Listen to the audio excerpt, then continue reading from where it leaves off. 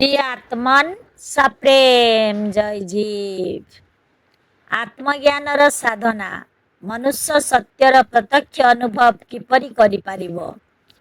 प्रिय आत्मबंधु माने ए पर्यंत आमे ब्रह्म आत्मा जीव माया एवं यजुर्वेदर अद्वैत संदेश को बुझिबाकु चेष्टा कलु, किंतु एबे सबुठारु गुरुत्वपूर्ण प्रश्न आसुची, जदि यही सत्य एते महान तेबे एहाकु केवल शुणिले हेब कि, केवल पढ़िले हेब कि, केवल चर्चा कले हेब कि? ना, वेद कहे नायं आत्मा प्रवचनेन लभ्य न मेधया न बहुना श्रुतेन यम एव एष वृणुते तेन लभ्य तस्यैष आत्मा विवृणते तनुष्याम। आत्मा प्रति अनन्य प्रेम ही आमको सत्यर अनुभव कराइब। सत्य को जानिबा पाई, सत्य को जीवन रे अनुभव करिबा पाई आत्मज्ञानर प्रथम सोपान हेउछि सत्संग। भागवत रे कहा जाइछि, बिनु सत्संग विवेक न होई। सत्संग द्वारा ही आमर विवेक जागृत हुए। विवेक अर्थात नित्य अनित्यर भेद बुझिबा, कौन स्थायी कौन अस्थायी, कौन परम सत्य कौन परिवर्तनशील। जेतेबेले मनुष्य एही प्रश्न गुड़ी को गभीरतार सह चिंता करे, सेतेबेले तांकर भितरे ज्ञानर द्वार खोलिबा आरंभ हुए। द्वितीय साधन हेउछि अभ्यास एवं वैराग्य। बारंबार निज सत्य स्वरूप रे रहिबा पाई जतनर सहित अभ्यास करिबा।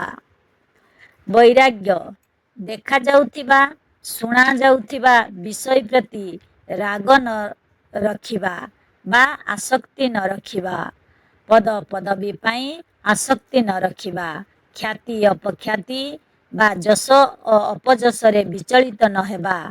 गीता कहे सुखेषु अनद्विघ्न मना दुखेषु विगत स्पृह वीतराग भय क्रोध स्थितधीर मुनि उच्यते।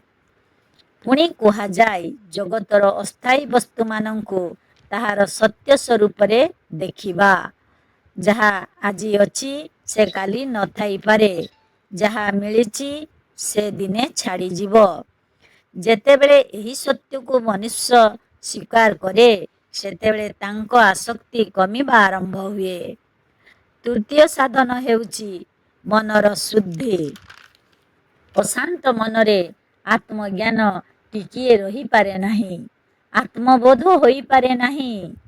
जेपरी तरंगित पानी रे चंद्रर स्पष्ट प्रतिबिंब देखा जाय नाही, सेहीपरि अशांत मनरे सत्यर दर्शन हुए नाही। सेथिपाई साधकंको मन को शांत करिबा आवश्यक। तेणु श्वेताश्वेत उपनिषद कहन्ति जथैव बिम्बं हृदयोपलिप्तं तेजमयं भ्राजते तत्सुधान्तं तदात्मतत्त्वं प्रसमीक्ष्य देहिं एककुतार्थ भवते वितशोकः। अष्टांग योग आत्मज्ञानर शक्तिशाली साधन अटे। जम नियम आसन प्राणायाम प्रत्याहार धारणा ध्यान और समाधि योग मन को स्थिर करे, बुद्धि को निर्मल करे और मनुष्य को जीवन मुक्त करे। सेथिपाई मुनिवर पतंजलि ऋषि योगसूत्र रे कहन्ति योगांग अनुष्ठानात् अशुद्धि क्षये ज्ञान दीप्तिर आविवेक ख्याते। किंतु समस्त साधनार केंद्र हेउछि आत्मचिंतन, अनन्य आत्मप्रेम। दिन को किछि समय निजको पचारंतु मु किए, मु शरीर की, मु मन की, मु ब्रह्म ओ मोर शरीर मध्य ब्रह्म ओ मोर मन मध्य ब्रह्म सर्व खलु इदं ब्रह्म ब्रह्मविद ब्रह्मैव भवति। एक तत्व अद्वैत तत्व ब्रह्म तत्वर ही अस्तित्व अछि। यही स्वाध्याय धीरे धीरे मनुष्य को निजर भीतर को नहीं जाए। यजुर्वेदर ଋଷିମାନେ କେବଳ ତତ୍ତ୍ୱଚର୍ଚ୍ଚା କରୁନଥିଲେ, ସେମାନେ ପରମ ସତ୍ୟକୁ ଉପଲବ୍ଧି କରୁଥିଲେ। ସେଥିପାଇଁ ତାଙ୍କର ବାଣୀରେ ଶକ୍ତି ଅଛି। ସେମାନେ ଆମକୁ କହୁଛନ୍ତି, ତୁମେ ମଧ୍ୟ ଏହି ପରମ ସତ୍ୟକୁ ଜାଣିପାରିବ। ତୁମେ ମଧ୍ୟ ନିଜର ପ୍ରକୃତ ସ୍ୱରୂପ ସତ୍ୟ ସ୍ୱରୂପକୁ ଜାଣି କୃତ୍ୟକୃତ ହୋଇଯିବ। ଆତ୍ମଜ୍ଞାନ ବା ଆତ୍ମବିଦ୍ୟା କୌଣସି ଚମତ୍କାର ପାଇଁ ନୁହେଁ, ଏହା ମନୁଷ୍ୟର ପରିଚୟ ପ୍ରଦାନ କରିଥାଏ।